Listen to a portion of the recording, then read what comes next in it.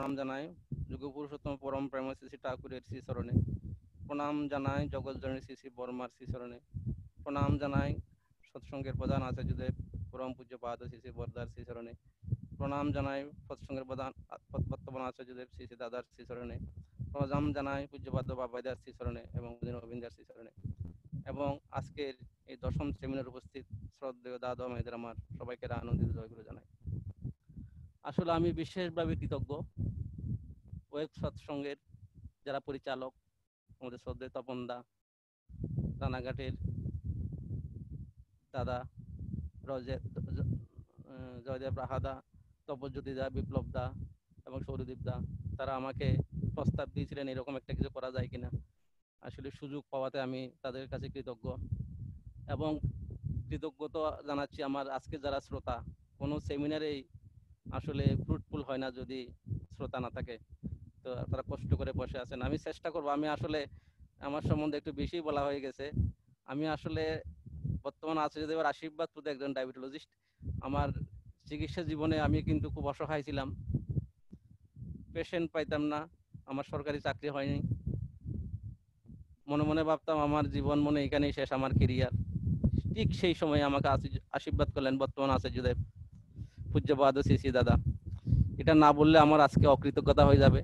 সেজন্য আমি আমার সেমিনারের শুরুতে বর্তমান পূজ্যপাদ ও দাদার সে অমীয় আশীর্বাদ আমার জীবনে আমি একটুখানি বলে তারপর শুরু করব। আমি যখন প্রথম আমার ডায়াবেটিস হাসপাতালে জয়েন করি, তখন চিকিৎসা দিতে শুরু করলাম। আমি তখন বয়সে তরুণ, পেশেন্ট আসতো, চিকিৎসা দিতাম। একদিনে গুরুভাই দাদা আমার কাছে চিকিৎসা নিচ্ছিলেন, ওনার কোনো ওষুধে কাজ করছিল না। পরে আমি ওনাকে ইনসুলিন দিলাম এবং ওনার প্রোটিন যাওয়া শুরু হলো কিডনি দিয়ে, আমরা যেটাকে প্রোটিনুরিয়া বলি। তখন সেই অসহায় দাদাটি বর্তমান আচার্যদেবের কাছে চিঠি লিখতেন, আজকে থেকে 15 বছর আগের কথা। বর্তমান আচার্যদেবের কাছে চিঠি লিখলেন, দাদা আমার এই অবস্থা। তো আচার্যদেব বললেন প্রতি মাস ও যা চিকিৎসা দিচ্ছে সব আমার কাছে পাঠিয়ে দিবি। আমি কিন্তু জানি না। তো উনি পাঠাতেন পাঠাতেন, এক সময় উনি সুস্থ হয়ে গেলেন। তো তখন আশীর্বাদ আসলো বর্তমান পূজ্যপাদ আচার্যদেবের কাছ থেকে, ওর কাছেই থাকবি, ও ইন্টারন্যাশনাল মানের ডাক্তার। এই যে আমাকে আশীর্বাদ করলেন, এরপরে আর আমার আসলে একটার পর একটা আমার সাফল্য আসে আর কি আমার জীবনে। সে আমার অসহায়ত্ব অবস্থা থেকে আজকের যে উত্তরণ, বর্তমান আশীর্বাদ পূজ্যপাদ দাদার। আর বাবাইদা অনুপ্রেরণা দিয়েছেন আমাকে, কিভাবে এই চিকিৎসায় টিকে থাকতে হয়, কিভাবে করতে হয়, ডায়াবেটিস পেশেন্ট কিভাবে দেখতে হয়, আমাকে অনুপ্রেরণা দিয়েছেন সময় সময়ে। এই জন্য আমি কৃতজ্ঞ এবং আপনাদের কাছে আমি আমার আজকের যে প্রেজেন্টেশন সেটা শুরু করছি। জানি এখানে অনেক আমার চেয়ে অনেক জ্ঞানী গুণী মানুষ আছেন, অনেক ডাক্তার আছেন, অনেক সায়েন্টিস্ট আছেন। তাদের কাছে আসলে আমি হয়তো সেইভাবে তাদের মনের আকাঙ্ক্ষাটা পূরণ নাও করতে পারি, তবে আমি আমার সাধ্য মতো চেষ্টা করব।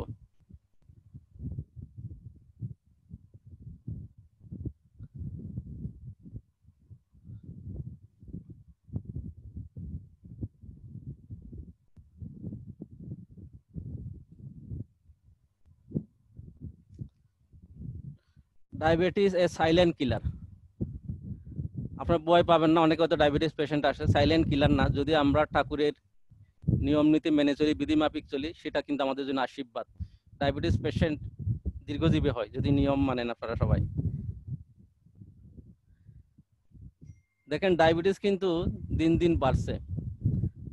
2010-এ 285 মিলিয়ন ছিল, 2030-তে সেটা গিয়ে দাঁড়াবে কিন্তু 439 মিলিয়নে, মানে 54% কিন্তু ইনক্রিজ হবে ডায়াবেটিস রোগীর সংখ্যা। ফার্স্ট পজিশন হচ্ছে পৃথিবীতে চায়না, সেকেন্ড পজিশন হচ্ছে ইন্ডিয়া ডায়াবেটিস রোগীর সংখ্যার দিক দিয়ে। আর আমাদের বাংলাদেশ আছে আমরা বর্তমানে 10ম পজিশনে। সেটা 2030-তে গিয়ে আমাদের অবস্থান হবে 7ম ডায়াবেটিস রোগীর সংখ্যা দিয়ে। আর সব ডায়াবেটিস রোগীকে যদি আমরা একত্রিত করি, সেটা তৃতীয় একটা দেশের যে জনসংখ্যা হবে সেরকম জনসংখ্যা হবে ডায়াবেটিস রোগী দিয়ে, যদি আমরা একটা দেশ করতে চাই। যে third populated country in the world বলা হচ্ছে।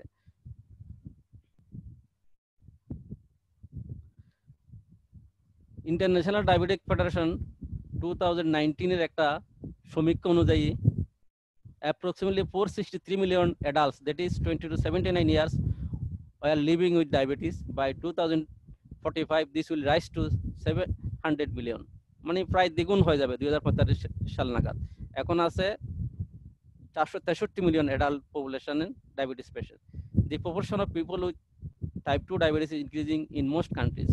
প্রায় সব দেশেই এই ডায়াবেটিস রোগের সংখ্যা বাড়তেছে due to lifestyle, unhealthy lifestyle and stress. 79% of adults with diabetes are living in low and middle income countries like our Southeast Asian region, দক্ষিণ পূর্ব এশিয়া, বাংলাদেশ, পাকিস্তান, ইন্ডিয়া, শ্রীলঙ্কা, মালদ্বীপ, এই দেশগুলোতে ডায়াবেটিস রোগীর সংখ্যা বেশি বাড়তেছে ইদানিং। 1 in 5 of the people who are above 65 years old have diabetes. 65 বছর উপরে যাদের বয়স, প্রতি 5 জনের মধ্যে একজনের কিন্তু ডায়াবেটিস আছে। 1 in 2 people with diabetes are undiagnosed. প্রতি 2 জনের মধ্যে একজন কিন্তু ডায়াবেটিস ডায়াগনোসিস হচ্ছে না। একজনের ডায়াগনোসিস হচ্ছে আর একজন কিন্তু আনডায়াগনোজ থেকে যাচ্ছে। সেই undiagnosed diabetes is dangerous for complication. Diabetes cause 4.2 million death. 2019 সালে 4.2 মিলিয়ন ডেথ হয়ে গেছে অলরেডি ডায়াবেটিসের কারণে, তার জটিলতার কারণে। Diabetes cost at least $760 billion in health expenditure in 2019.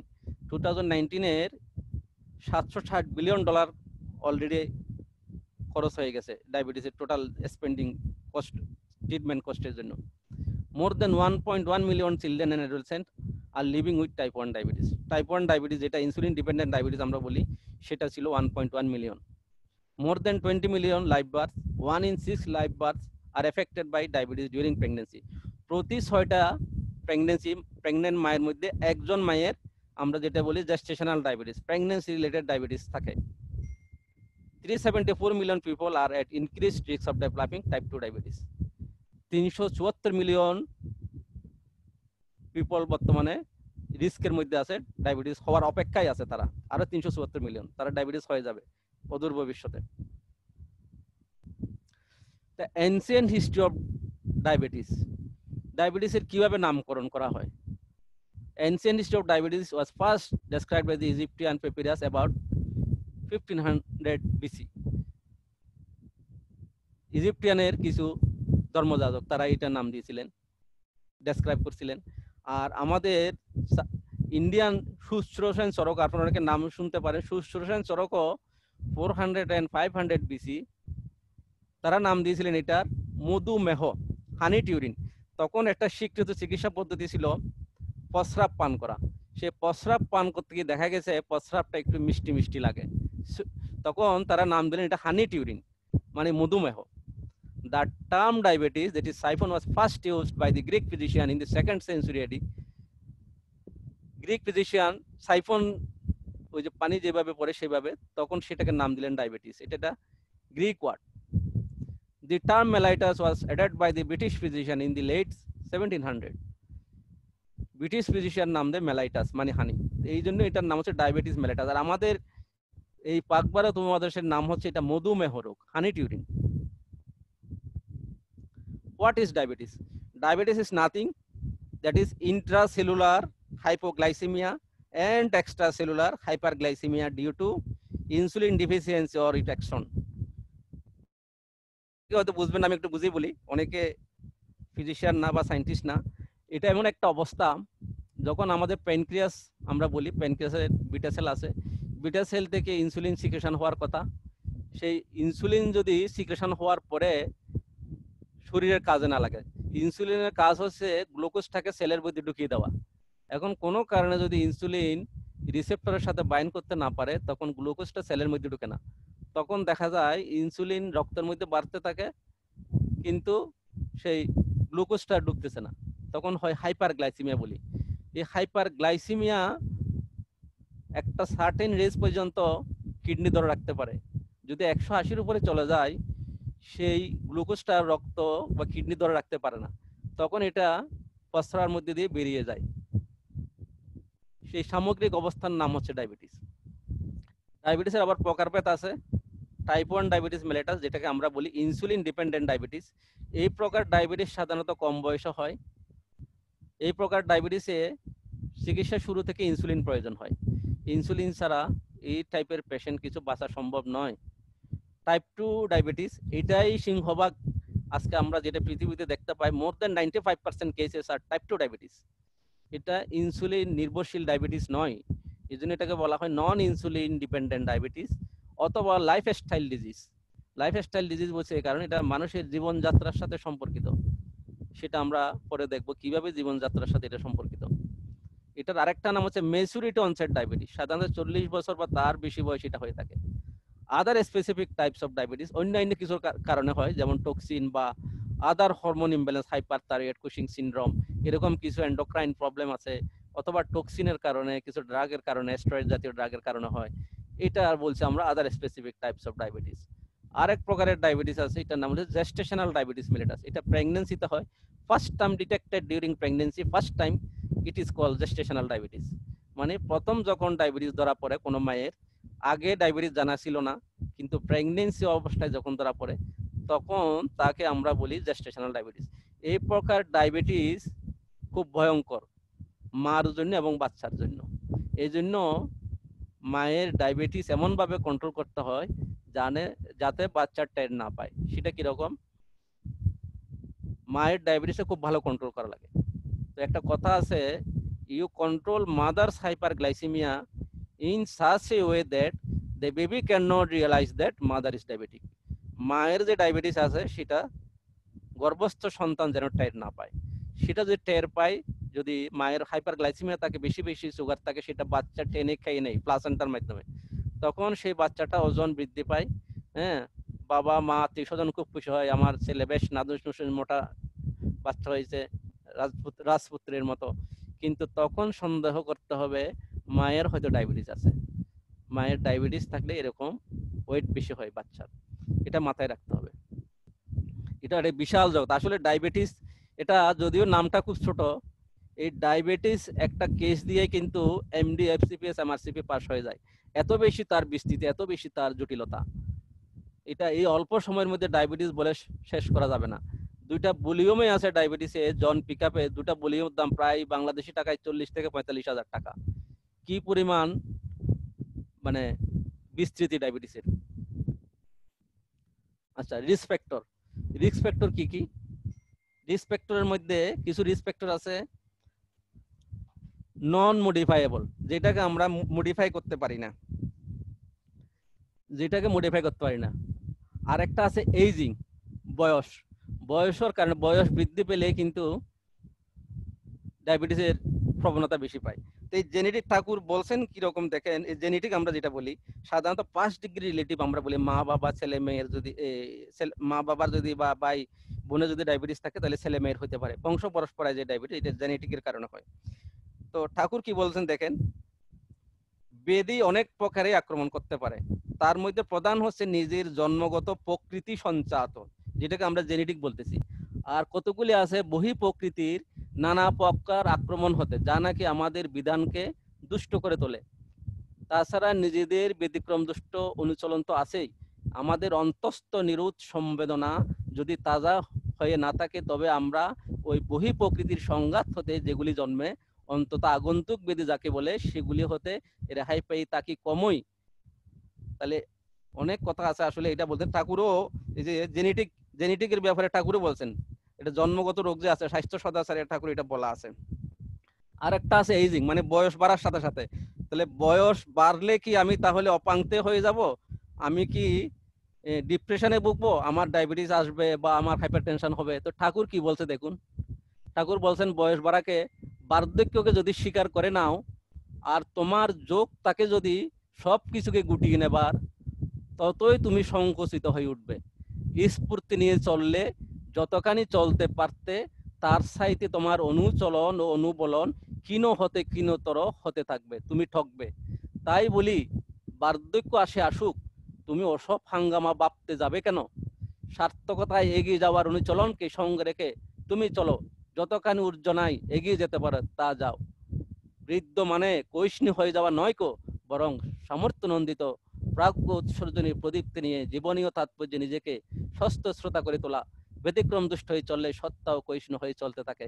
আসলে অনেক কথা বলা আছে। তাহলে আমাদের যারা বয়স হচ্ছে, আমি যে এখানে এটা বলার কারণ হচ্ছে, আমরা যে বয়স বাড়ছে আমি ডায়াবেটিস আক্রান্ত হব, এইটা ঠাকুর অভয় বানিয়ে দিলেন।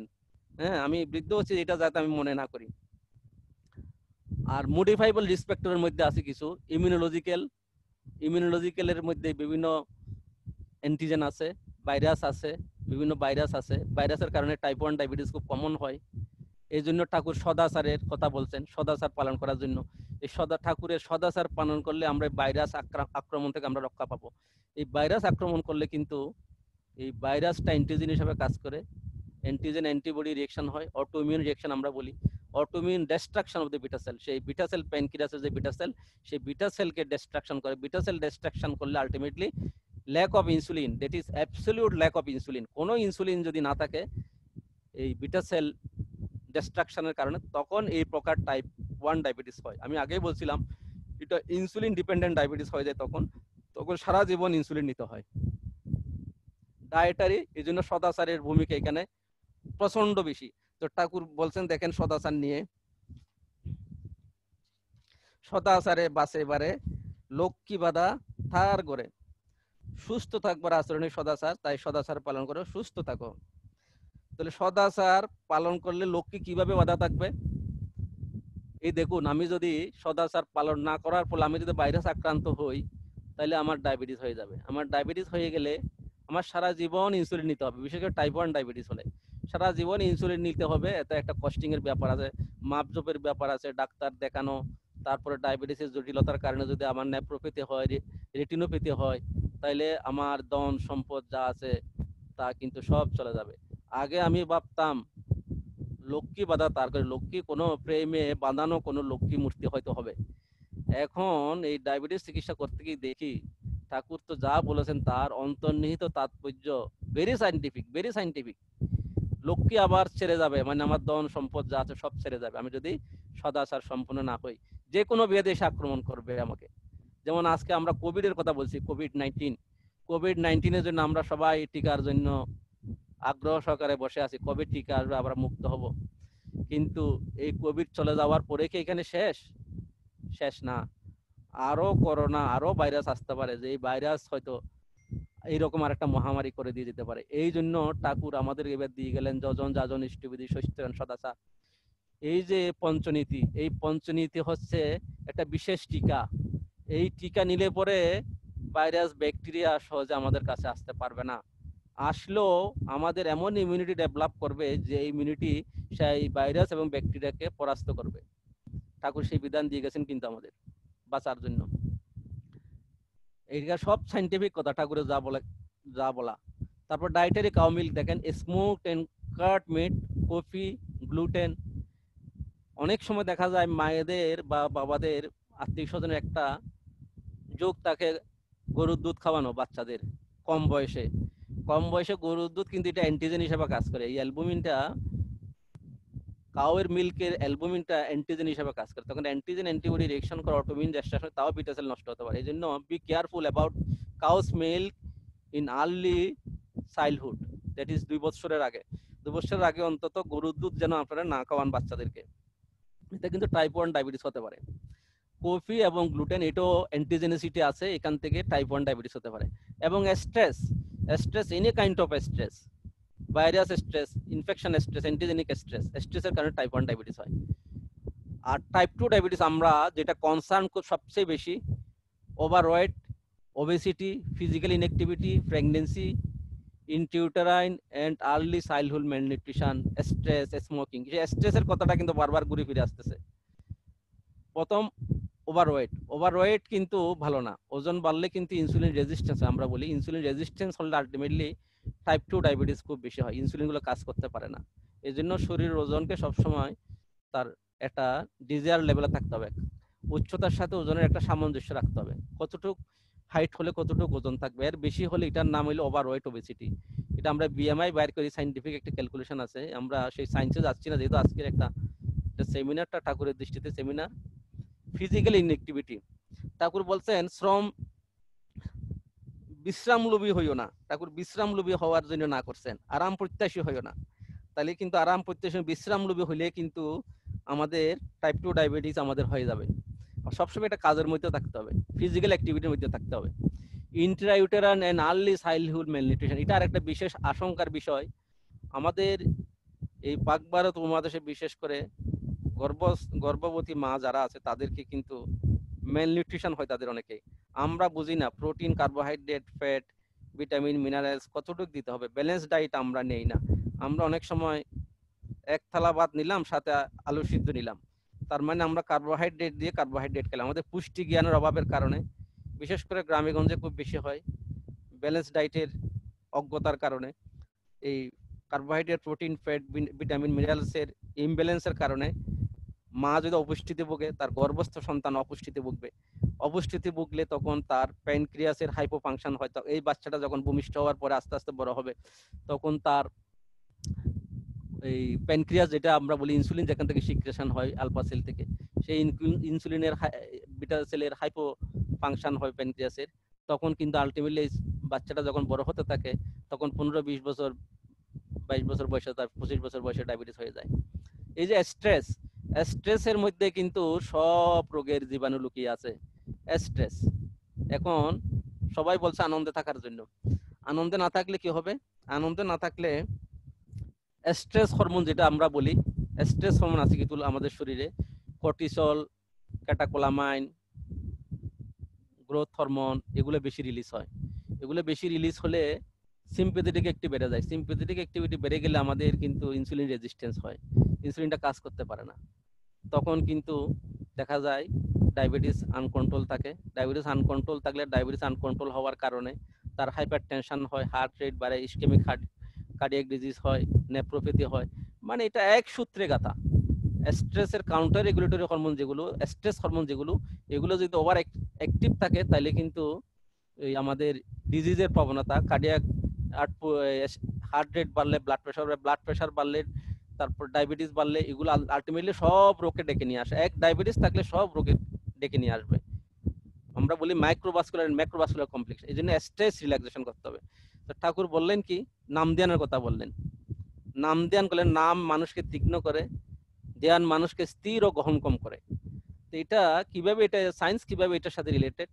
আমরা বলি পিনিয়াল গ্ল্যান্ড একটা আছে, পিনিয়াল গ্ল্যান্ড, এটাকে থার্ড আই বলা হয়। এই পিনিয়াল গ্ল্যান্ড সম্বন্ধে এখনো গবেষণা চলছে, এখনো সায়েন্টিস্ট এটার রহস্য উদ্ঘাটন করতে পারেনি। তারপরে বলা হচ্ছে এটাকে থার্ড আই। এটা নিউরো এন্ডোক্রাইন একটা গ্ল্যান্ড, ছোট একটা গ্ল্যান্ড। এখান থেকে মেলাটোনিন সিক্রেশন হয়। এই মেলাটোনিন কিন্তু ঘুমের জন্য খুবই উপকারী। এই মেলাটোনিন অভাবে কিন্তু ঘুমাতে পারবে না, আমরা কেউ ঘুমাতে পারি না। এই মেলাটোনিন সিক্রেশন হলে আমরা ঘুমে থাকি। ঘুমে থাকলে একটা রিল্যাক্সেশন স্টেজে চলে আসে আমাদের ব্রেনটা। তখন আমরা মোবাইল যেরকম রিস্টার্ট দেই, ল্যাপটপ যেরকম রিস্টার্ট দেই, তখন আমাদের ব্রেন রিস্টার্ট দিয়ে সব স্ট্রেসফুল সিচুয়েশন গুলো ব্রেন থেকে ধুয়ে মুছে দিয়ে আবার নতুন করে স্টার্ট হয়। এই জন্য নাম ধ্যানের বিকল্প নাই। নাম আর নামই অভেদ, ঠাকুর বলছেন। নাম করলে ঠাকুরের সাথে সরাসরি লিঙ্ক হয়ে যায়। ঠাকুরের সাথে লিঙ্ক হয়ে গেলে সব স্ট্রেস চলে যাবে। এই জন্য ঠাকুর বলছেন, মনটা দুষ্ট হলেই জানিস রোগের আতাল হয়। এই মনের সাথে সব রোগের সম্পর্ক। এই স্ট্রেস যদি আমরা কমাতে পারি, তাহলে আমরা এই যে কার্ডিওভাস্কুলার ডিজিজ, ডায়াবেটিস, হাইপারটেনশন, এগুলো থেকে অনেকাংশে আমরা রেহাই পেয়ে যেতে পারি। এবং এগুলো থেকে রেহাই পেলে আমাদের ওই যে ঠাকুর বলছেন, রোগে পড়াচ্ছে আর প্রতিষেধ ঢের ভালো, তাহলে আমরা সেই প্রতিরোধ করতে পারবো সেই রোগগুলোকে। আর স্মোকিং কিন্তু ভালো না। স্মোকিং করলে কিন্তু ইনসুলিন রেজিস্ট্যান্স হয়, ইনসুলিন কাজ করতে পারে না, সিক্রেশন কম হয় প্যানক্রিয়াস, বিটা সেল থেকে। তো ডায়াগনোসিস কিভাবে করব? দাদা আমাকে একটু জানাবেন, একটু 10-15 মিনিট আগে। শোনা যাচ্ছে তো? হ্যাঁ ঠিক আছে, করুন, আপনি করুন। ডায়াগনোসিস কিভাবে? হ্যাঁ, diagnosis based on documentation of glucose intolerance subject. তাহলে এই ডায়াবেটিস আমরা ডায়াগনোসিস কিভাবে করব? ওরাল গ্লুকোজ টলারেন্স টেস্ট, ওজিডিটি বলি আমরা। এটা gold standard test all over the world. Gold standard test বলা হচ্ছে ওজিডিটি কে। এটা কিভাবে করে? একটা খালি পেটে একটা স্যাম্পল নিতে হয়, ফাস্টিং ব্লাড সুগার, আর একটা 75 গ্রাম গ্লুকোজ খাওয়ানোর পরে আমরা আরেকটা স্যাম্পল নেই। এই গ্লুকোজ খেয়ে অনেকে কিন্তু বেরিয়ে পড়ে, হাঁটতে বেরিয়ে পড়ে, কেউ সিগারেট খায়, কেউ আবার অন্য ব্রেকফাস্ট করে। এই জন্য গ্লুকোজ খাওয়ার পরে যেখানে গ্লুকোজ খাবেন সেখানে বসে থাকতে হবে 2 ঘন্টা, এটা খেয়াল রাখতে হবে। ফাস্টিং প্লাজমা গ্লুকোজ লেভেল দিয়ে আমরা ডায়াবেটিস ডায়াগনোসিস করতে পারি। সেটা যদি 7 বা তার বেশি হয় তাহলে কিন্তু আর সেকেন্ড স্যাম্পলের জন্য আমাদের অপেক্ষা করতে হয় না। যে কোনো একটা ভ্যালু, সেটা ফাস্টিং হোক অথবা গ্লুকোজ খাওয়ার 2 ঘন্টা পরে হোক, যে কোনো একটা ভ্যালু যদি আমার কাট অফ লেভেলে চলে আসে তাহলে কিন্তু আমি ডায়াবেটিস বলি। র্যান্ডম প্লাজমা গ্লুকোজ দিয়ে অনেক সময় আমরা ডায়াবেটিস ডায়াগনোসিস করি, সাথে সিমটম থাকবে পলিউরিয়া, পলিডিপসিয়া, পলিফেজিয়া, এগুলো যদি থাকে। আর HbA1c এটা খুবই একটা sophisticated sensitive test in western country. HbA1c দিয়ে আমরা ডায়াবেটিস ডায়াগনোসিস করতে পারি যদি এটা সময়, একটা সিম্পল টেস্ট, একবার গেলেই চলে লেবে, শুধু ব্লাডটা দিয়ে আসলে হয়। ওজিডিটির জন্য যেরকম দুবার যেতে হয় বা দুইবার ব্লাড নেওয়া লাগে, HbA1c একবার করলে, এটা 6.5 বা তার যদি বেশি হয়ে যায় তাহলে আমরা তাকে ডায়াবেটিস বলে ধরে নেই। দেখেন এখানে ওরাল গ্লুকোজ টলারেন্স টেস্টের একটা ইন্টারপ্রিটেশন আছে। যে কথাটা বলছিলাম আমি, যদি 7 বা তার বেশি হয় ফাস্টিং লেভেল তাহলে কিন্তু ডায়াবেটিস, আর গ্লুকোজ খাওয়ার 2 ঘন্টা পরে যদি 11.1 বা তার বেশি হয় তাহলে কিন্তু ডায়াবেটিস। তাহলে দুটা ভ্যালু দরকার নাই, আমি যদি ফাস্টিং শুধু 7 পেয়ে যাই, 7 মানে অনেকে মিলিগ্রামে হয়তো বুঝেন, 18 দিয়ে যদি মাল্টিপ্লাই করি যেটা হবে সেটা হচ্ছে মিলিগ্রাম, আর 11.1 মানে 200 মিলিগ্রাম যদি হয় তাহলে কিন্তু ডায়াবেটিস। যে কোনো একটা ভ্যালু যদি আমার লেভেলে চলে আসে তাহলে আমরা ডায়াবেটিস এবং নরমালের মধ্যে আরেকটা শ্রেণী আছে, সেটাকে আমরা প্রি ডায়াবেটিস বলি। এটাকে বলি IFG অর IGT। এই প্রি ডায়াবেটিস আলটিমেটলি ডায়াবেটিসে টার্ন করে যদি আমরা লাইফস্টাইল ঠিক না করি। এই জন্য অনেকে বলে স্যার আমার ডায়াবেটিস আছে আর কি, একটু সামান্য আছে আর কি। এই যে সামান্য ডায়াবেটিসটাই কিন্তু ক্ষতিকারক বেশি। ভাস্কুলার এন্ডোথেলিয়াল ইনজুরি খুব বেশি হয়, ম্যাক্রোভাস্কুলার কমপ্লিকেশন খুব বেশি হয় IGT লেভেলে। তো IGT ডায়াবেটিক পেশেন্টকে সবসময় ট্রিট এজ এ ডায়াবেটিক, মানে প্রি ডায়াবেটিক পেশেন্টকে বা IGT পেশেন্টকে সবসময় ডায়াবেটিক হিসেবে ট্রিট করতে হবে। কারণ এই সামান্য ডায়াবেটিস লেভেলে আমাদের রক্তনালীর যে এন্ডোথেলিয়াম আছে সেই এন্ডোথেলিয়াম ইনজুরি খুব বেশি হয়।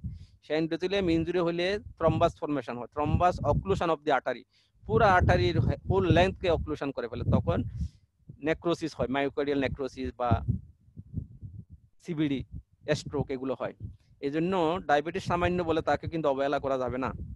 আর নর্মাল হচ্ছে লেস দেন 6.1 ফাস্টিং, আর 2 আওয়ার্স আফটার গ্লুকোজ ডিং 7.8 এর নিচে, এটাই হচ্ছে normal value. Typical feature of diabetes, কিছু টিপিক্যাল ফিচার আছে, কিছু এটিপিক্যাল ফিচার আছে।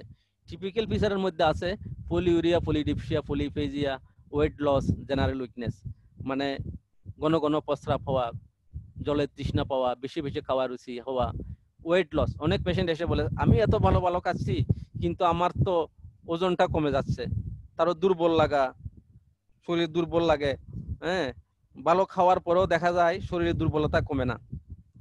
এই জন্য যদি আনএক্সপেক্টেড ওয়েট লস এবং জেনারেলাইজড উইকনেস হয় তখন কিন্তু এই ডায়াবেটিস সন্দেহ করতে হবে।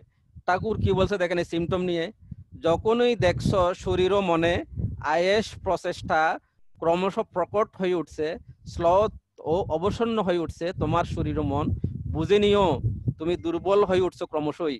এই যে দুর্বলতার কথাটাকে ঠাকুর কিন্তু একই কথা বলছেন। দেখেন ঠাকুর যে পিওর সায়েন্স দিয়ে গেছেন এবারে, এটা কিন্তু আমরা অনেকেই বুঝি না।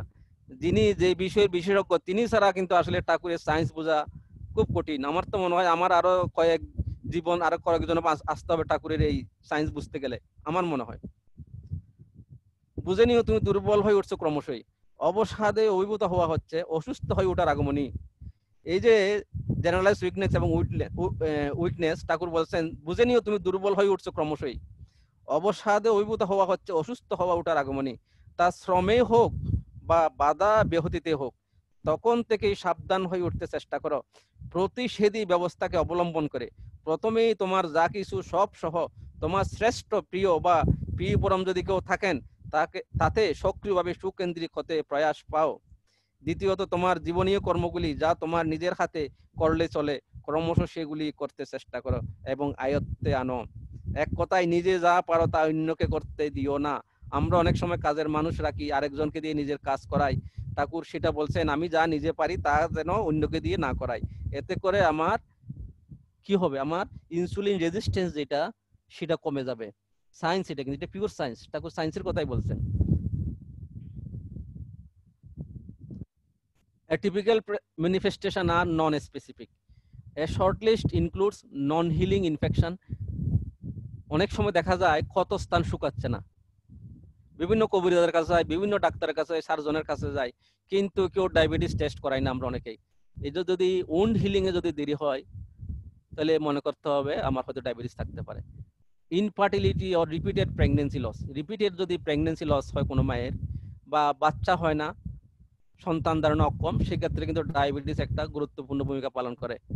আনডিউ ফ্যাটিগিবিলিটি, যদি অযৌক্তিকভাবে আমার দুর্বল লাগে।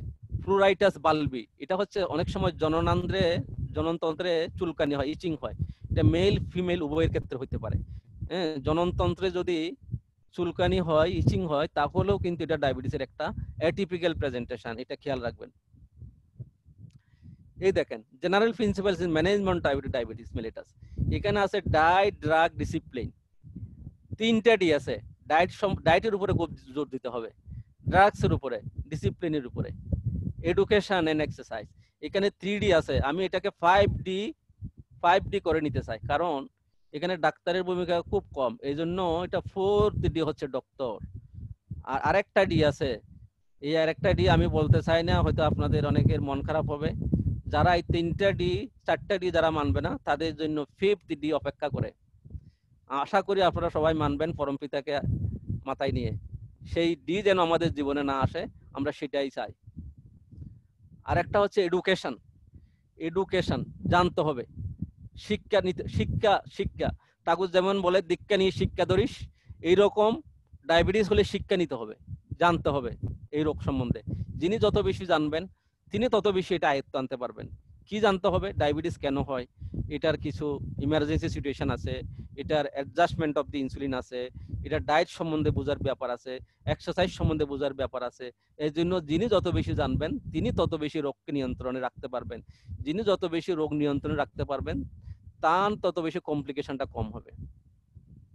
এই জন্য ডায়াবেটিস হলে 10 ঘন্টার একটা এডুকেশন নিতে হবে, বলা আছে 10 ঘন্টার এডুকেশন, একদিনে না, 3 মাসের মধ্যে। তো ডায়েট সম্বন্ধে ঠাকুর কি বলছেন দেখেন, এটা একটা গুরুত্বপূর্ণ বিষয়। ডায়েট সম্বন্ধে ঠাকুরের বলা কি আছে?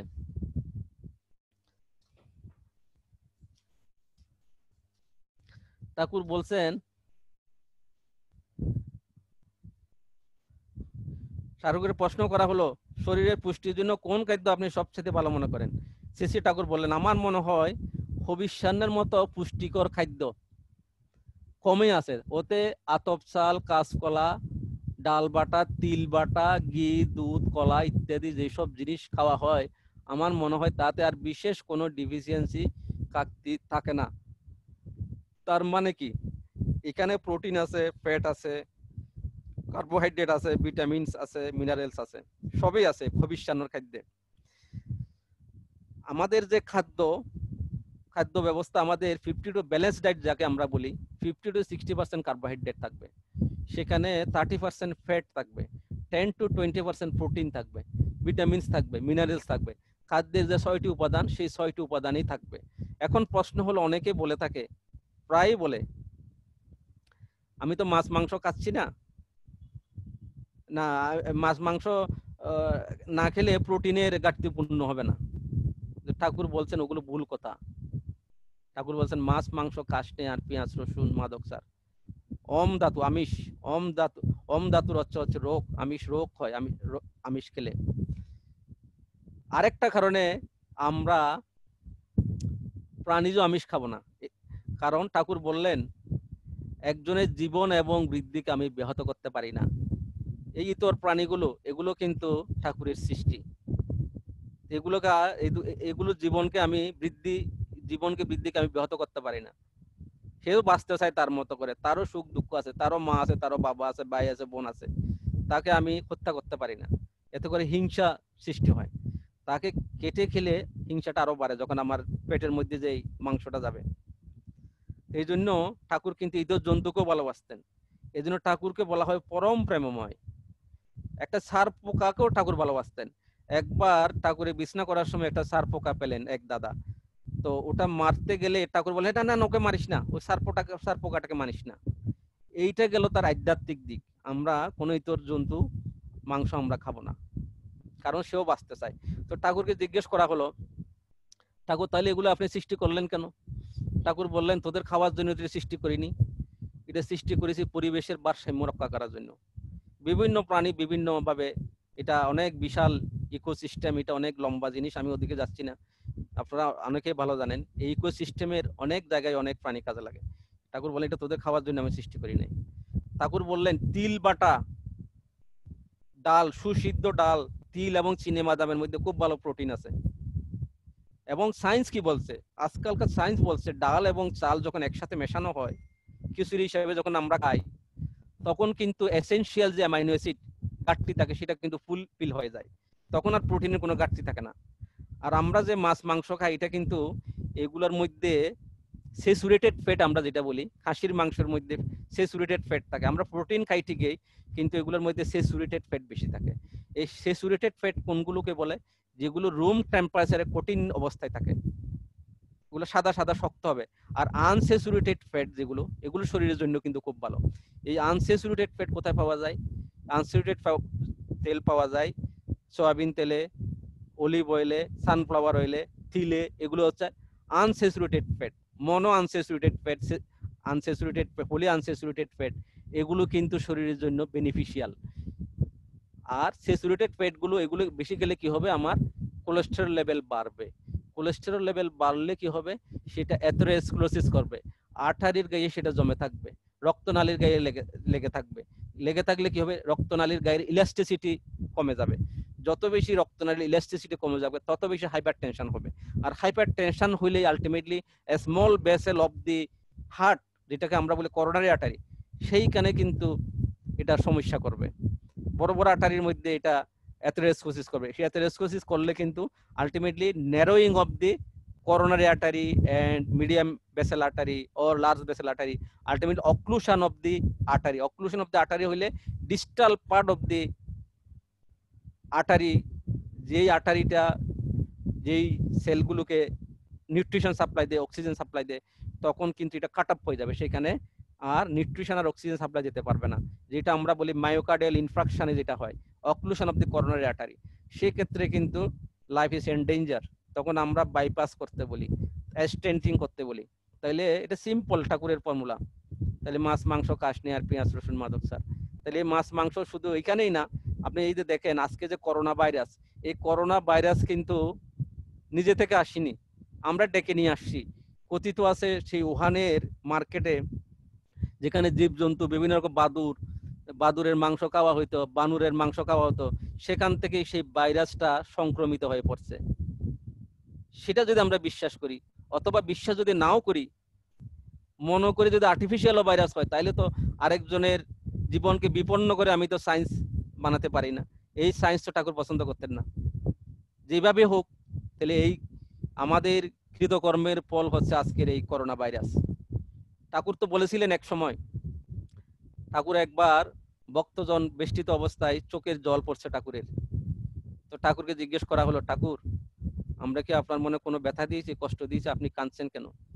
তো ঠাকুর বললেন, সামনে এমন দিন আসছে যেই দিন ক্ষুধায় অন্ন মিলিবে না, পরনে বস্ত্র মিলিবে না, তৃণ হবে তোমার শয্যা, আকাশ হবে তোমার চাঁদ, আমি সেই দিনের জন্য কাঁদছি, সেই দিন তোমরা কি করবে? আর কিছুক্ষণ চুপ থাকার পরে ঠাকুর বললেন, তবে তোমাদের ভয় নেই, যারা পরম পিতাকে আশ্রয় নিয়ে চলবে তোমাদের কোনো ভয় নেই। সত্যিই তো, তাই তো, আজকে পৃথিবীর সব মানুষ যখন ভয়ে সন্ত্রস্ত, আমরা যে আজকে সৎসঙ্গ করছি অনলাইন সৎসঙ্গের মাধ্যমে, আমাদের মনকে কিন্তু প্রফুল্ল রাখছে, যে স্ট্রেস রিল্যাক্সেশন হচ্ছে আমাদের। আমরা জানতে পারছি, কোনো সময় কল্পনাই করতে পারিনি আজকে যে আমার ইন্ডিয়া, কানাডা, আমেরিকার দাদাদের সাথে এইভাবে ঘরে বসে আলোচনা করতে পারবো, তাদের দেখতে পারবো, তাদের বক্তব্য শুনতে পারবো, যা আমাকে আরো অনুপ্রাণিত করে। আমাকে না শুধু আমার, আমি তো অবশ্যই বেনিফিটেড, আমার পরিবারের সবাই বেনিফিটেড, এবং অনেকেই বেনিফিটেড হয়েছে তাদের সে বক্তব্য শুনে, আচার্য পরম্পরার কথা শুনে, ঠাকুরের কথা শুনে। তো এইটাই এত আনন্দ। তো বাবাইদা বললেন, উৎসের দিকে আনন্দ কিভাবে পাওয়া যাবে? উৎসের দিকে গতি হলে আনন্দ পাওয়া যাবে, উৎসবমুখে আমাদের গতি হতে হবে, তাহলে কিন্তু আনন্দ হবে। উৎসের বাইরে গেলে সে আনন্দ পাওয়া যাবে না। তো উৎসের দিকে থাকতে হবে আমাদের সব সময়। আর ড্রাগস ড্রাগস ড্রাগস আছে আমাদের মধ্যে কিন্তু ডায়েটের উপরে বেশি জোর দিতে হবে আর এক্সারসাইজের উপরে, আর স্ট্রেস রিল্যাক্সেশন, স্ট্রেস যেভাবে রিল্যাক্সেশন, এডুকেশন এবং ডিসিপ্লিন। ঠাকুর বলছেন দেখেন ডিসিপ্লিন সম্বন্ধে, শ্রী বিগ্রহের মন্দির ভেবে যতন করিস শরীরটাকে, সহন পটু সুস্থ রাখিস, বিধি মাফিক সালাস তাকে। যদি আমি বিধির বিধান না মানি, বিধির বিধান না মানলে যা হবে তাই হবে, আনকন্ট্রোল ডায়াবেটিস হয়ে আমার সব সিস্টেম দুর্বল করে ফেলবে, সব সিস্টেম আমার বিকলাঙ্গ করে নেবে। এটাই হচ্ছে বিধির বিধান। ঠাকুর এটা বলছে বিধির বিধান, discipline, discipline about diet, discipline about drug, discipline about exercise, এগুলো কিন্তু আমাদের মানতে হবে। আর ড্রাগসের বেলায় ঠিক সেরকম। ঠাকুর বলছেন দেখেন, ঠাকুর কি বলছেন, ঠাকুর বলছেন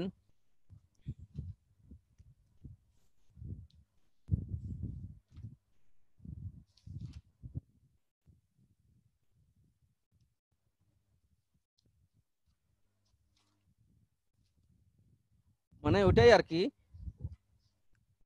অচিকিৎসিত কুচিকিৎসিত হওয়ার চেয়ে অচিকিৎসিত থাকা ভালো, এতে প্রকৃতির সাহায্য পাওয়া যায়। তাহলে আমরা আমাদের ডাক্তারবাবুরা যা বলে দিবেন তাই আমাদের মানতে হবে, সেই ড্রাগটাই আমাদের নিতে হবে। না নিলে কিন্তু আমরা যদি অপচিকিৎসা করি তাহলে কিন্তু আমাদের কি বিধির সেই বিধান আমাদের ছাড়বে না, আমরা কিন্তু অনেক জটিলতার মধ্যে পড়ে যাব। আসলে অনেক কথা আছে, এটা বলে শেষ করা যাবে না ডায়েট সম্বন্ধে। কার্বোহাইড্রেটটা হলো মেইন। সিম্পল কার্বোহাইড্রেটটা আমাদের বাদ দিতে হবে, যেমন চিনি, মিষ্টি, গুড়, এগুলো সিম্পল শর্করা। আমাদের খেতে হবে ভাত, রুটি, এগুলো যেগুলো কমপ্লেক্স কার্বোহাইড্রেট, এগুলো আমাদের পরিমাণ মতো খেতে হবে। এটাও আবার সবার ক্ষেত্রে সমান না, এটা এক একজনের ক্ষেত্রে এক এক রকম। তো আমাদের ডায়েট সম্বন্ধে বিশেষ, আসলে ডায়েট সম্বন্ধে বলতে গেলে আমার মনে হয় অনেক 2-3 দিন চলে যাবে। আমি আর ডিটেলসে যাচ্ছি না, শুধু আপনারা মনে রাখবেন কমপ্লেক্স কার্বোহাইড্রেট। হ্যাঁ, একটা প্রবণতা আছে, আমি দেখছি আমার রোগীদের ক্ষেত্রে, দেখছি আমি ওই যে লুচি দিয়ে বা পরোটা দিয়ে দেখবেন আলু ভাজি দিয়ে খাচ্ছে। এটা এই পাক ভারত উপমহাদেশের একটা ট্রেডিশনাল খাবার, লুচি দিয়ে আলুর দম দিয়ে খাওয়া। তো লুচি দিয়ে আলুর দম দিয়ে খেলে কি হবে, আমি কার্বোহাইড্রেট খেলাম, আমার প্রোটিনও নাই, ফ্যাটও নাই, ভিটামিনসও নাই, মিনারেলসও নাই। এই জন্য খাবার দিকে আমাদের বিশেষ জোর দিতে হবে। সেই রুটির সাথে যদি একটু ডাল থাকে, একটু সবজি থাকে, তাহলে কিন্তু হয়ে গেল। এটা একটা মাথায় রাখতে হবে, রুটি দিয়ে যাতে আমরা ডাল সবজি খাই, রুটি দিয়ে লুচি দিয়ে যেন আমরা শুধু আলুর দম দিয়ে না খাই, এটা একটু মাথায় রাখবেন। এটা খুব ফেভারিট খাবার আমাদের এই সাবকন্টিনেন্টে। আমি যখন বলি আমার পেশেন্টকে আমি তো চিনি মিষ্টি খাই না অনেক আগে থেকে, তো রুগী শুনে খুব খুশি হয়, ডাক্তারবাবু তালিকা আপনার সুগার হয়ে গেছে। ও, আমার তো সুগার, তাহলে আমি আরেকজন পাইলাম সুগারের রুগী। হ্যাঁ, এরকম তারা খুব আশায় বুক বাঁধে। তো আমি যে আগে থেকে আমি কেন চিনি মিষ্টি খাই না এটা তো আর বুঝে না, এটা বুঝাতেও পারি না, তারা খুব মনে মনে আশায় বুক বাঁধে, যাক ডাক্তারবাবুরে সুগার আছে, আমারও সুগার আছে, আমি আর ডাক্তারবাবু সমান হয়ে গেলাম।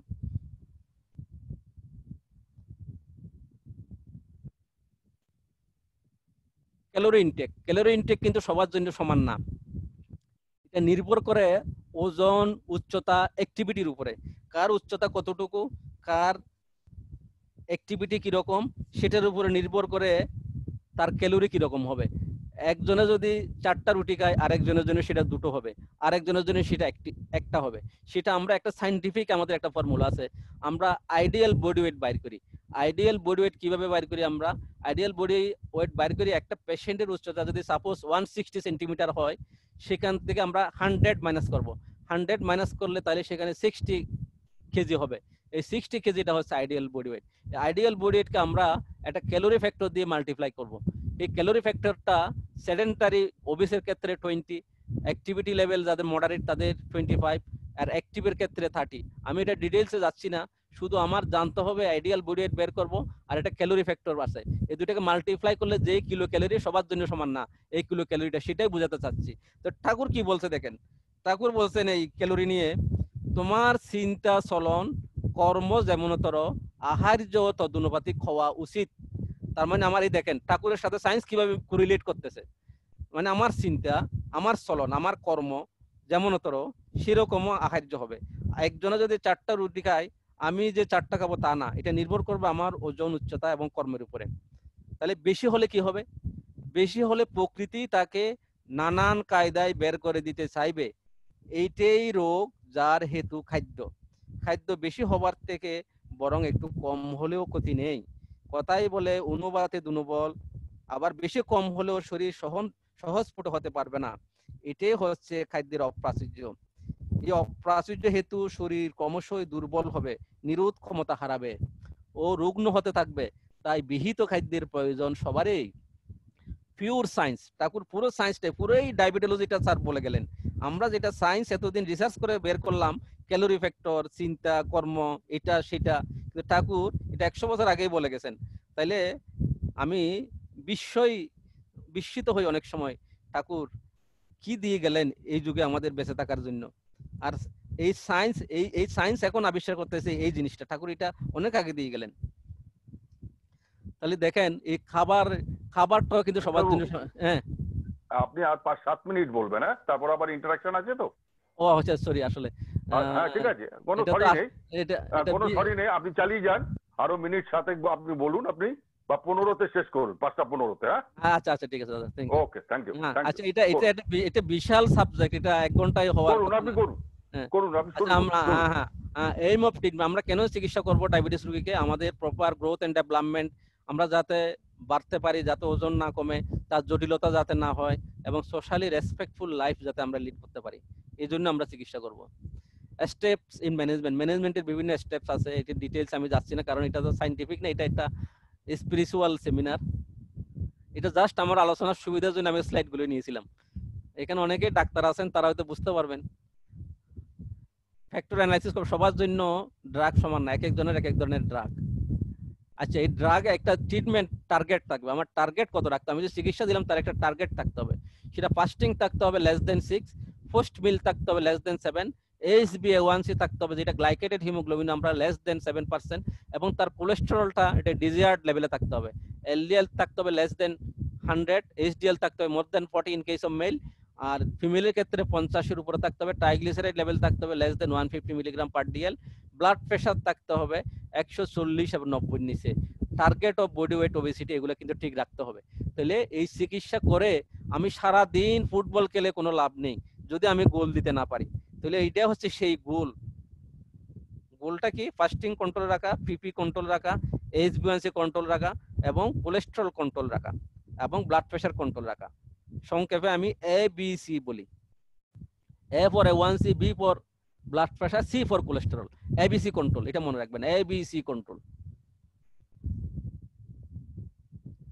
টার্গেট ইন চিলড্রেন, চিলড্রেনের টার্গেট একটু বেশি রাখতে হয়। চিলড্রেনের টার্গেট বেশি রাখতে এই কারণে, চিলড্রেনের যদি হাইপোগ্লাইসেমিয়া হয় তাহলে তার মেমোরি লস হবে, কগনিটিভ ফাংশনগুলি ইম্পেয়ার হবে। এই জন্য চিলড্রেনের একটু বেশি রাখতে হয় ব্লাড সুগার লেভেলটা, যাতে হাইপোগ্লাইসেমিয়া না হয়। তার হাইপোগ্লাইসেমিয়া হলে সেই সরাসরি নিউরোগ্লাইকোপেনিক সিমটমে চলে যাবে, অ্যাড্রেনার্জিক সিমটমটা ডেভেলপ করে না। অ্যাড্রেনার্জিক সিস্টেম ডেভেলপ না করার কারণে তার যদি হাইপোগ্লাইসেমিয়া হয় তাহলে সে অ্যাড্রেনার্জিক সিমটমগুলো প্রকাশ পাবে না, ওয়ার্নিং সিমটমগুলো প্রকাশ পাবে না। এই জন্য চিলড্রেনের ক্ষেত্রে একটু বেশি লেভেল রাখতে হয়। প্রেগন্যান্সির টার্গেট, আগেই বলছি, প্রেগন্যান্সির টার্গেটটা একটু ওই নর্মাল নন অ্যাডাল্টের চেয়ে একটু কম রাখতে হয়। HbA1c 6 এর নিচে রাখতে হবে, ফাস্টিং 5.3 এর নিচে, পোস্ট পেন্ডিয়া 6.7 এর নিচে। এইটা হলো, মানে আগেই বলছিলাম, you control mother's hyperglycaemia in such a way that the baby can not realise that mother is diabetic. মার যাতে সুগার লেভেল এমন অবস্থায় থাকে যেন গর্ভস্থ সন্তান টের না পায় মায়ের সুগার লেভেল বেশি। মায়ের সুগার লেভেল বেশি হলেই সেই প্লাসেন্টা দিয়ে ক্রস করে সরাসরি সিম্পল ডিভিশনের মাধ্যমে বাচ্চার শরীরে চলে যায়। এর জন্য মা সুগার সবসময় টাইট কন্ট্রোল রাখতে হবে। আচ্ছা, সিলেকশন ইন্টারভিউতে আমি যাচ্ছি না। আর কোন সময় কি সিলেকশন করব? মেটফরমিন দিব আমি যদি ব্লাড সুগার লেভেল 11.1 এর নিচে থাকে, আর যদি 11.1 থেকে 16.7 এর নিচে থাকে। যদি সিমটম না থাকে, এক ধরনের সিমটম থাকলে ইনসুলিন দিব। আর সিমটম থাকুক না থাকুক, যদি ফাস্টিং ব্লাড সুগার ইনিশিয়ালি 300 মিলিগ্রামের উপরে থাকে তাহলে অবশ্যই আমি ইনসুলিন দেবো, এটা যেন মাথায় থাকে। কারণ ইনসুলিন দিলে তখন এই বিটা সেলগুলো অনেক সময় টায়ার্ড থাকে, তো টায়ার্ড হর্সকে যখন আমি চাবুক মারি তখন সে কিছু দূর হাঁটতে পারে, এরপরে কিন্তু সে মরে যায়। এই জন্য ওই ফাস্টিং সুগার যখন বেশি থাকে, যখন আমি ট্যাবলেট দেই তখন প্যানক্রিয়াসে যে বিটা সেল আছে সেটা কিন্তু মরে যাবে। হয়তো কাজ করবে কিন্তু বেশি দিন কাজ করতে পারবে না। তখন 1-2 বছর কাজ করার পরে তখন সারা জীবন তাকে ইনসুলিন নিতে হবে। এই জন্য ইনসুলিনের কথা বললে কিন্তু রুগী লাভ দিয়ে উঠে, আমাকে ইনসুলিন দিবেন না, ইনসুলিন শেষ চিকিৎসা। ইনসুলিন দিলেই শুনেছি রুগী মারা যায়। এখানেই হচ্ছে ডাক্তার এবং পেশেন্টের মধ্যে একটা মানে দ্বন্দ্ব সৃষ্টি হয়, আমাকে ইনসুলিন দিবেন না ডাক্তারবাবু, ইনসুলিন লাস্ট চিকিৎসা। আসলে insulin is a wonder drug, don't deny it, who need it. যার ইনসুলিন দরকার তাকে ইনসুলিন নিতেই হবে, ইনসুলিনকে আপনারা অবহেলা করবেন না। It is one kind of hormone secreted by the beta cell of the pancreas. It is a center point of the treatment insulin. It may be endogenous or exogenous. Endogenous insulin is secreted by the secretagogue or drugs. Exogenous insulin given from outside with the help of the needle. This is the only problem. Otherwise, there is no question. There is no problem about insulin. It is natural things. তবে দুর্ভাগ্যের বিষয় ইনসুলিনটা capsule বা tablet ফর্মে বানানো যায়নি। সায়েন্টিস্টরা এখনো চেষ্টা করে দেখছেন এটা ট্যাবলেট বা ক্যাপসুল ফর্মে বানানো যায় কিনা। চেষ্টা করা হয়েছে কিন্তু এনজাইমেটিক ডিগ্রেডেশন হয়ে যায় এটা স্টোমাকে গিয়ে, জন্য পারছেন না। হয়তো অদূর ভবিষ্যতে চলে আসতে পারে, এখনো কাজ চলতেছে। তখন কিন্তু ইনসুলিন যদি বলি ইনসুলিনটা ট্যাবলেট বা ক্যাপসুল ফর্মে নিন, তখন কিন্তু কেউ না করবে না, সবাই কিন্তু ইনসুলিন নিতে রাজি হবে। কেন না করছে এখন? এটা শুধু only problem there is needle in front of the insulin, otherwise there is no problem about insulin. This is the only problem.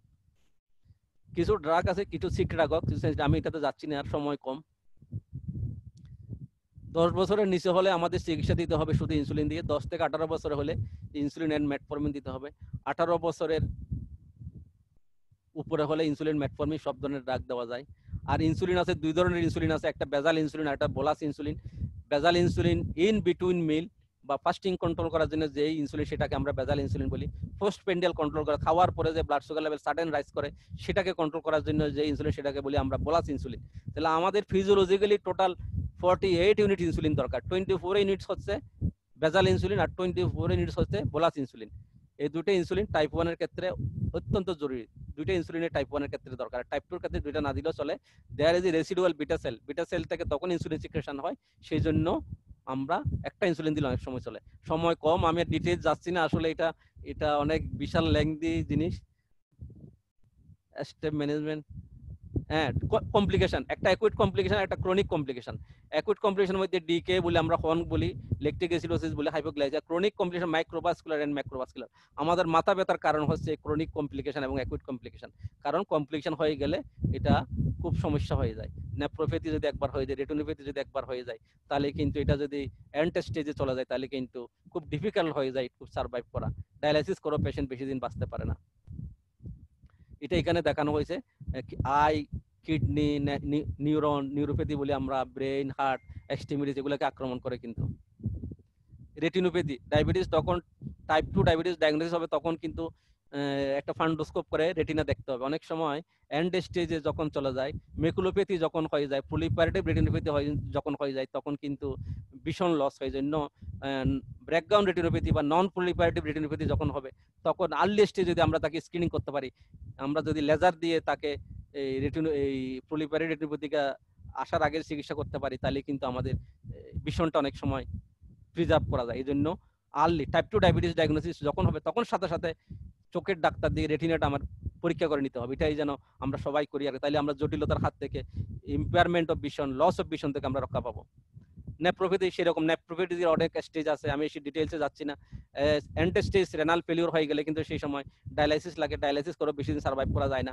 এজন্য মাইক্রো অ্যালবুমিন স্টেজ আমাদের ধরতে হবে। প্রোটিন যখন যাওয়া শুরু হবে, ইউরিনের প্রোটিন পাওয়া মানে হচ্ছে ওভার নেফ্রোপ্যাথি। যখন আর্লি স্টেজে মাইক্রো অ্যালবুমিন আমরা পজিটিভ পাবো, সেই ক্ষেত্রে থেকে তখন থেকে আমাদের সাবধান হতে হবে, মাইক্রো অ্যালবুমিন যখন পজিটিভ পাওয়া যাবে। ডায়াবেটিস এডুকেশনের কথা আমি আগেই বলে নিয়েছি। আর এক্সারসাইজের অনেক গুরুত্ব আছে। এক্সারসাইজ ইনসুলিন রেজিস্ট্যান্স সেটা কিন্তু কমে। লিপিড প্রোফাইলের উপরে একটা ইফেক্ট আছে। কোলেস্টেরল লেভেল, এলডিএল লেভেল কমে, ট্রাইগ্লিসারাইড লেভেল কমে, এইচডিএল লেভেল বাড়ায়। আর এক্সারসাইজের অনেকগুলো ক্রাইটেরিয়া আছে, আমি সেগুলো ডিটেইলসে যাচ্ছি না। এর বেনিফিট অফ এক্সারসাইজ অনেক লম্বা জিনিস। এটা এক্সারসাইজ কখন করবো না আমরা? যখন অ্যাকুইট ইলনেস থাকে, জ্বর থাকে, তারপরে stroke, CBD, macular infraction, uncontrolled hypertension যদি থাকে, ব্লাড গ্লুকোজ লেভেল 5.5 মিলিমোলের নিচে চলে আসে, তখন আমরা এক্সারসাইজে যাব না।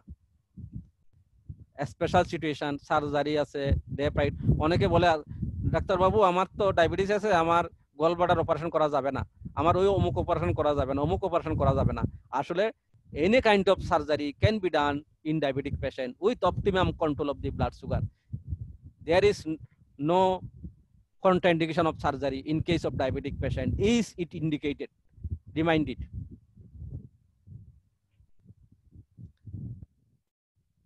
Sick days management, sick day একটা বিশাল এরিয়া আসলে, স্পেশাল অ্যাটেনশন এই জিনিসটার উপর আমাদের জোর দিতে হবে আসলে।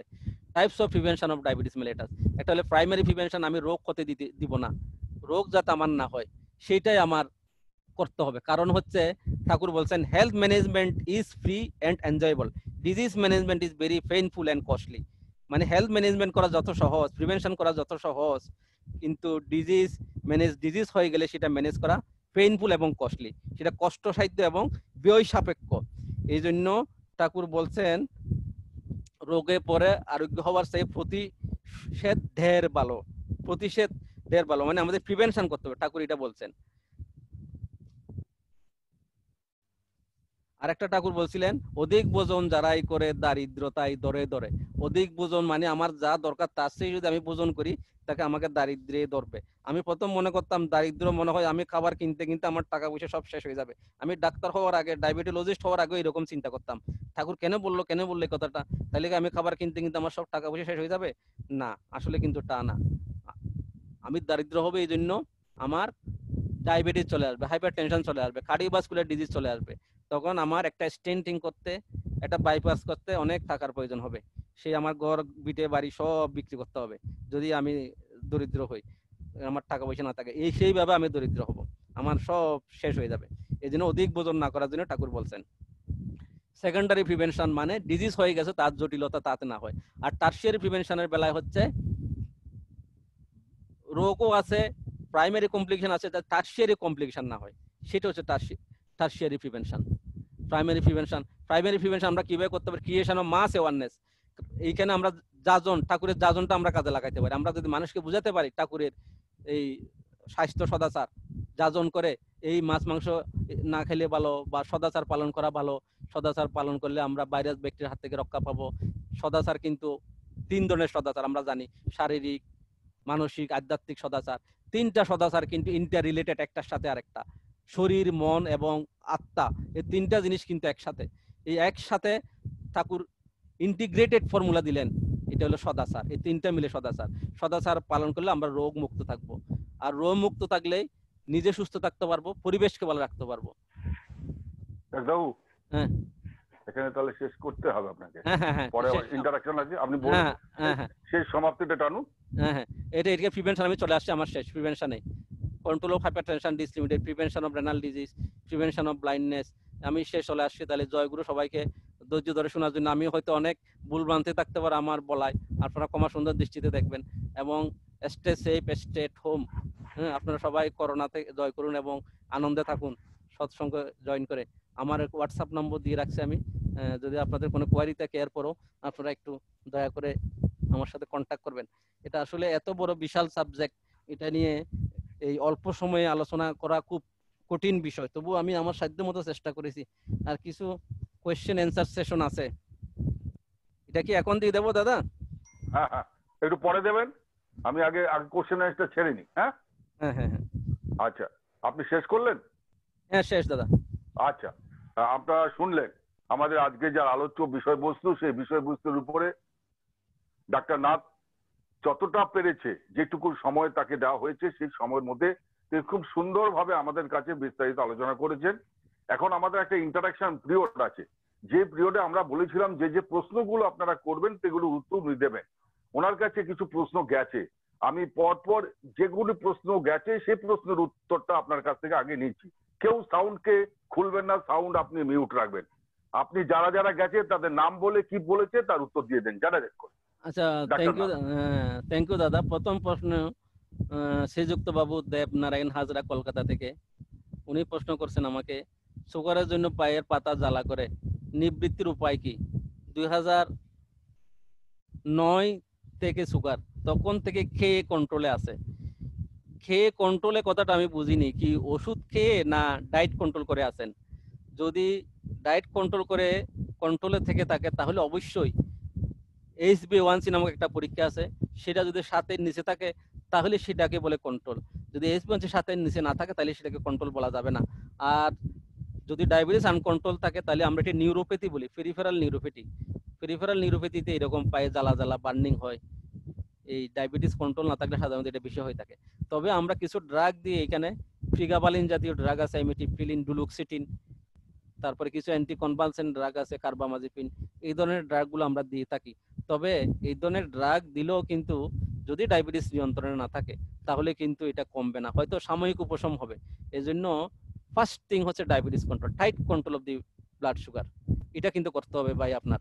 আপনি একটু কাইন্ডলি আমার সাথে কন্ট্যাক্ট করবেন, পরে ডিটেইলস আপনার এই অল্প সময়ে তো আসলে আপনার এগুলো শুনে আমি বুঝতে পারবো না আপনার কি অবস্থায় আছে, fasting blood sugar, postprandial blood sugar, HB one C কি অবস্থায় আছে, লিপিড প্রোফাইল কি অবস্থায় আছে, সেগুলো যদি আপনি আমাকে পরবর্তীতে, আমার নম্বর দেওয়া আছে এখানে, হোয়াটসঅ্যাপে যদি যোগাযোগ করেন আমি একটু বিষয়গুলো দেখবো। কারণ এই অল্প সময়ে ডায়াবেটিস নিয়ন্ত্রণ আছে, আপনার বাসায় বলছেন আপনি নিয়ন্ত্রণ আছে, কিন্তু নিয়ন্ত্রণ বুঝাতে আমরা বুঝি এইচবি1সি সাথে নিচে আছে কিনা।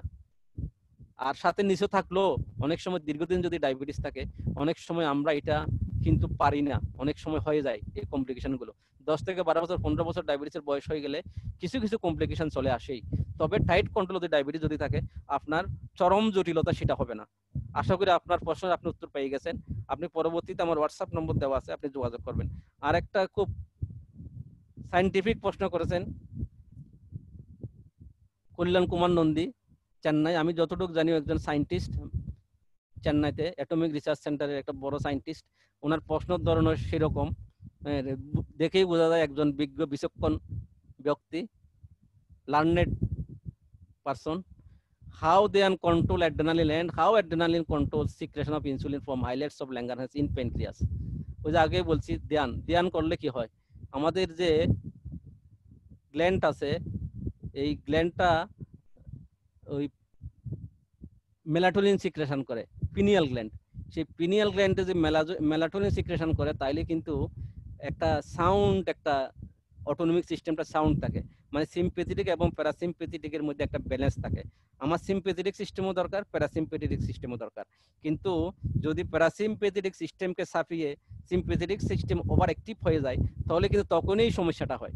তখন কিন্তু ওই স্ট্রেস হরমোনগুলো বেশি রিলিজ হয়, epinephrine, norepinephrine, cortisol, growth hormone, এগুলো যখন বেশি সিক্রেশন হয়ে যায় তখনই কিন্তু সমস্যা হয়ে যায়। এই জন্য এই ধ্যানে কিন্তু পিনিয়াল গ্ল্যান্ডের মেলাটোনিন সিক্রেশন করে এবং সেই মেলাটোনিন সিক্রেশন আমার ব্রেনকে একটা কন্টিনিউয়াস একটা রিল্যাক্সেশনে থাকে। হ্যাঁ, চরম মুহূর্ত আমার যেরকম স্ট্রেস, খুব বেশি স্ট্রেস হওয়ার কথা, সেই স্ট্রেসটাকে নিয়ন্ত্রণ করে।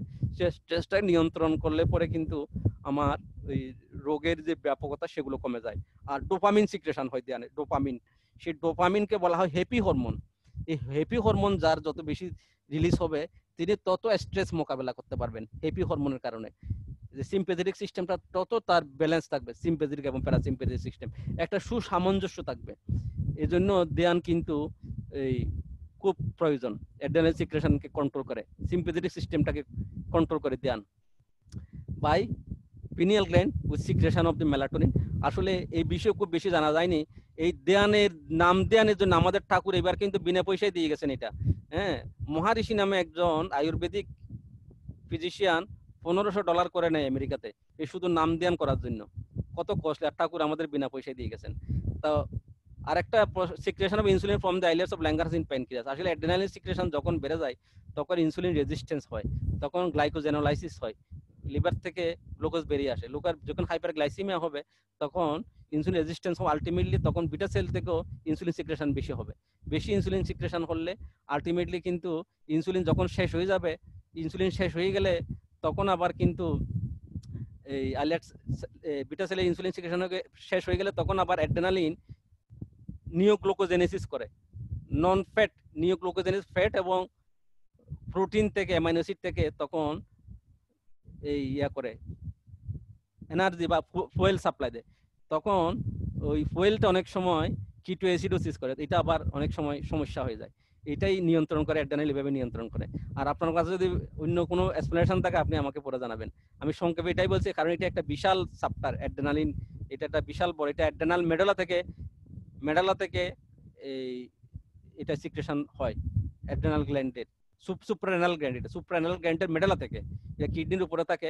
এই মেডালা থেকে এখানে সিম্পেথেটিক ইনারভেশন থাকে, নার্ভ থাকে, সেই সিম্পেথেটিক ক্রোমাটিন সেল থেকে অ্যাড্রেনালিন সিক্রেশন হয়।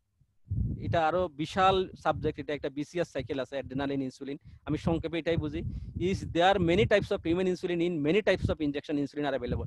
উনি জানতে চাইছেন ইনসুলিন আসলে একটাই, এটা যেটা প্যানক্রিয়াসের বিটা সেল থেকে যেটা ইনসুলিন সেটা হচ্ছে এন্ডোজেনাস ইনসুলিন। এটা যখন শেষ হয়ে যায় টাইপ 2 ডায়াবেটিসে বা টাইপ 1 ডায়াবেটিসে, তখন আমরা বাইরের থেকে ইনসুলিন দেই। বাইরের থেকে যে ইনসুলিন দেয় সেটা হচ্ছে এক্সোজেনাস ইনসুলিন। এটা আগে ছিল বোবাইন এন্ড পর্কিন ইনসুলিন, শুকর থেকে তারপরে গরুর থেকে প্যানক্রিয়াস এক্সট্রাক্ট থেকে ইনসুলিন নেওয়া হতো। 1921 ইনসুলিন আবিষ্কার হয় ফ্রেডারিক বেন্টিং এবং চার্লস পরকিন এবং বোবাইন ইনসুলিন আবিষ্কার করে। তখন সেই ইনসুলিনের কিন্তু অ্যান্টিবডি ফর্ম করতে হবে, অ্যান্টিজেন অ্যান্টিবডি ফর্ম করতো, তখন ইনসুলিন রেজিস্ট্যান্স হইতো। তখন কিন্তু ওই আবার এটাকে ওভারকাম করার জন্য স্টেরয়েড দেওয়া লাগতো। যাই হোক, ইনসুলিন কিন্তু মূলত এক প্রকারের, একটা এন্ডোজেনাস ইনসুলিন আর একটা এক্সোজেনাস ইনসুলিন। এখন এক্সোজেনাস ইনসুলিনে আমরা ওই হিউম্যান রিকম্বিনেন্ট ডিএনএ ই কলাই থেকে হিউম্যান রিকম্বিনেন্ট ডিএনএ টেকনোলজির মাধ্যমে আমরা ইনসুলিন প্রডিউস করি। এটা জাস্ট লাইক এন্ডোজেনাস ইনসুলিন। এটা হলো কনভেনশনাল ইনসুলিন। ইনসুলিন এটা বিশাল সাপ্টার আরেক, এটা শর্ট অ্যাক্টিং ইনসুলিন আছে, রেপিড অ্যাক্টিং ইনসুলিন আছে, আল্ট্রা রেপিড অ্যাক্টিং ইনসুলিন আছে, আবার কিছু আছে অ্যানালগ ইনসুলিন, বেজাল ইনসুলিন, টুলি বেজাল ইনসুলিন। তো ইনসুলিন মূলত একই প্রকার কাজ, একটা ভিতরের ইনসুলিন। ভিতরের ইনসুলিন বিটা সেলের ইনসুলিন যখন শেষ হয়ে যায় আমরা বাইরের থেকে দিই, তখন এটা এক্সোজেনাস ইনসুলিন। এটার মধ্যে আবার বেজাল ইনসুলিন আছে, কিছু কিছু বোলাস ইনসুলিন আছে। এটা এটা আর কিছুই না, অ্যামাইনো অ্যাসিডের এই যে এ চেইন এবং বি চেইন, ইনসুলিন দুইটা চেইন আছে, একটা এ চেইন আর একটা বি চেইন, একটা সি পেপটাইড আছে, ডাইসালফাইড ব্রিজ আছে ইনসুলিনের এক্সট্রাকচারে। তো এই রকমে সি পেপটাইডটা কিন্তু এক্সোজেনাস ইনসুলিনে থাকে না, এন্ডোজেনাস ইনসুলিনে সি পেপটাইড থাকে। শুধু এই ইনসুলিনটা যখন আমরা বাইরের থেকে দেই তখন এটা এক্সোজেনাস ইনসুলিন হয়ে যায়। কাজ কিন্তু মূলত সমানই, short acting, intermediate acting, long acting insulin. আবার কিছু অ্যানালগ শর্ট অ্যাক্টিং আছে, অ্যানালগ লং অ্যাক্টিং আছে। এটা আর বিশাল সাপ্টার, এটা আজকে শেষ হবে না বলতে গেলে। যাই হোক, আপনি আর আছে প্রশ্ন? আরো আছে, আরো আছে, হ্যাঁ, আরো আছে। তাহলে করুন। গো টু গত 2019 অক্টোবর উনি প্রশ্ন করেছে শ্রীমতী চন্দনা চক্রবর্তী, শিলচর, আসাম থেকে। গত 2019 অক্টোবর ধরা পড়লো আমার সুগার ছিল ফাস্টিং 400, তারপর ডক্টর সুজিত বিশ্বাস দার ট্রিটমেন্টে 94 অবধি হয়েছিল, পিপি ছিল 175। আমি 21 থেকে টেস্ট করি। লকডাউনে আমি 3 মাস হয়ে গেল মেডিসিন নেওয়া বন্ধ করে এক্সারসাইজ আর করলার জুস খাই। এখন চেক করলে ফাস্টিং 239 217 হয়। মেডিসিন ছাড়া আমার করণীয় কি? আসলে মেডিসিন ছাড়া, এত সুগার থাকলে ফাস্টিং মেডিসিন ছাড়া হবে না, মেডিসিন লাগবেই আপনার। আপনি যে এতদিন মেডিসিন নেন না এটা কিন্তু ভালো করেননি, মেডিসিন লাগবেই। আপনি ফিজিশিয়ানের সাথে যোগাযোগ করতে পারেন, অথবা আমার হোয়াটসঅ্যাপ নম্বর দেওয়া আছে, হোয়াটসঅ্যাপ নম্বরে যোগাযোগ করতে পারেন। আমি আপনাকে ওইখানে যে মেডিসিন পাওয়া যায় সেই মেডিসিন আমি বলে দেব। আসলে এইভাবে বন্ধ করা কিন্তু ঠিক হয়নি, আপনি অবশ্যই মেডিসিন আপনার লাগবে। মেডিসিনের সাথে খাদ্য ব্যবস্থা, ঠাকুর যেভাবে বলে গেছেন, এক্সারসাইজ, এগুলো চালিয়ে যেতে হবে। শুধু ঔষধে কিন্তু ডায়াবেটিস ভালো হয় না, তার সাথে লাইফস্টাইল ঠিক করা লাগে। Type 2, the other name of the type 2 diabetes is lifestyle disease. আপনার লাইফস্টাইল ঠিক রাখতে হবে। অবশ্যই আপনি এই অল্প সময় আপনাকে আমার আসলে দেওয়ার সময় আমার হোয়াটসঅ্যাপ নম্বর আপনি যোগাযোগ করবেন। আরেকটা প্রশ্ন, গত 2019 অক্টোবর ধরা পড়লো আমার সুগার ছিল ফাস্টিং, এটা না, এটা ঠিক আছে। উনি হচ্ছে শ্রীমতী চন্দনা চক্রবর্তী, শিলচর থেকে। আশা করি আপনি আমার উত্তর পেয়ে গেছেন। আরেকটা প্রশ্ন, আরেকটা প্রশ্ন হইলো কি, করলা আরেকটা কথা, তিতো জিনিস বেশি খেলে কি কিডনিতে কোনো এফেক্ট করবে কিনা? শ্রীমতী চন্দনা মা জানতে চেয়েছেন, চন্দনা চক্রবর্তী, শিলচর থেকে। মানে আরেকটা কথা, তিতো জিনিস বেশি খেলে কি কিডনিতে কোনো এফেক্ট করবে না?